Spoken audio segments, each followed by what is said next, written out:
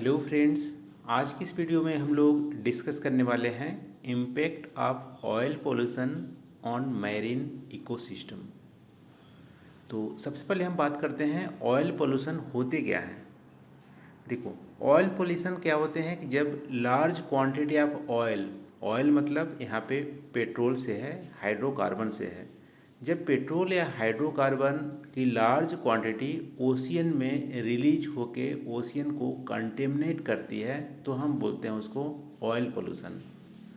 Generally आप देखोगे तो 99% जो हमारे हाइड्रोकार्बन्स हैं, पेट्रोलियम है, वो हमारा शिप के माध्यम से ओशियन से ट्रांसपोर्ट होता है। और कहीं ना कहीं हर साल जो 8-10 बड़े जो हमारे जो ऑयल टैंकर होते हैं वो या तो समुद्र में लीक कर जाते हैं, जिसकी वजह से हमारी ऑयल पोल्यूशन देखने को मिलती है। ठीक है, तो ऑयल पोल्यूशन हमारा क्या है? Simply large quantity of oil, petroleum, hydrocarbon किसी भी वजह से ओशियन में मिलती है, रिलीज होती है, तो उसको बोलते हैं ऑयल पोल्यूशन। अब कुछ हमारी जो मेजर ऑयल पोल्यूशन है इंडिया स्पेसिफिक, उसको देख लेते हैं। तो 2010 में मुंबई का ऑयल स्पिल हुआ था, जिससे कि बहुत ज़्यादा वहाँ पे इकोसिस्टम को नुकसान पहुँचा था। 2011 में भी हुआ था मुंबई में ऑयल स्पिल, 2017 में चेन्नई ऑयल स्पिल हुआ था। अभी 2023 की बात करें तो पूरे वर्ल्ड में 10 मेजर ऑयल स्पिल हुए हैं, और सबसे बड़ा जो अभी हुआ है 700 टन से ज़्यादा। पहला जो लार्ज है वो हमारे 700 टन से ज़्यादा, और दूसरे 9 जो हमारे मीडियम ऑयल स्पिल हैं वो 7 से 700 टन के बीच का है। ठीक है, तो 10 मेजर लार्ज हमारी ऑयल स्पिल 2023 में हुए हैं।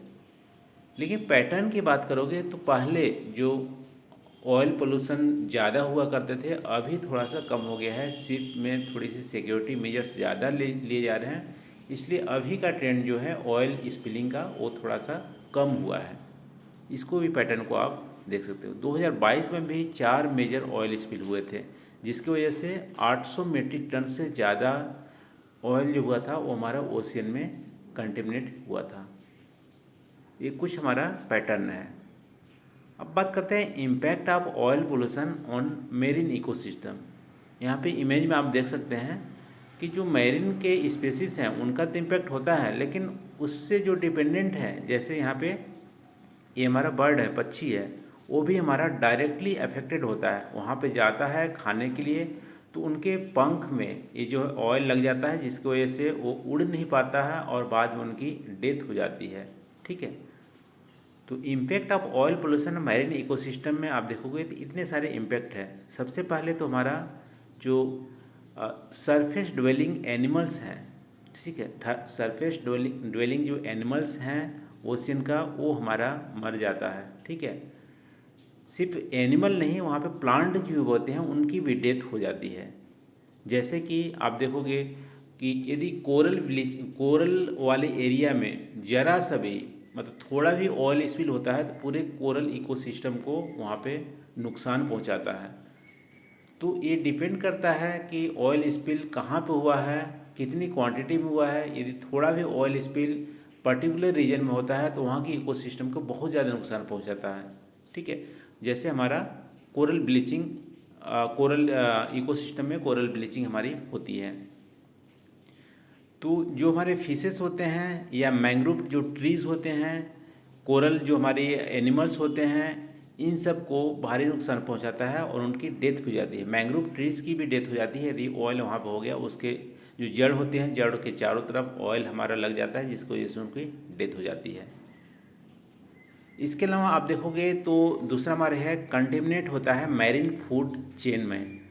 क्योंकि ऑयल को यदि मान लो कोई भी एनिमल डेथ नहीं हुआ है, उसको इनहेल कर लेता है, तो उनकी टिश्यूज में, उसके लंग्स में, लीवर में ऑयल रहता है, और वो हमारा दूसरे जो बायो एक्यूमुलेशन हमारे होते रहते हैं। यदि फिश को दूसरा बर्ड्स खाया है तो बर्ड्स में ऑयल चले जाएंगे, बर्ड्स को यदि ह्यूमन खाया है तो ह्यूमन में ऑयल चले जाएंगे, फिश को यदि ह्यूमन खाया है तो ह्यूमन में भी ऑयल चले जाते हैं, जिससे कि फूड चेन में पूरी तरह से फूड चेन में ऑयल वहाँ आ जाता है और फूड चेन को डिस्टर्ब करता है। एक तो रिप्रोडक्शन जो सिस्टम होती है मैरिन एनिमल की ऑयल स्पिल की वजह से वो डिस्टर्ब होता है। उसके अलावा बायो एक्यूमुलेशन होता है, जो केमिकल्स हैं उसके, जिससे कि ह्यूमन हेल्थ में भी हमारे डायरेक्टली इम्पेक्ट होता है ऑयल स्पिल होने से, यदि यू कंटेमिनेट जो हमारी फिश है उसको खाता है तो।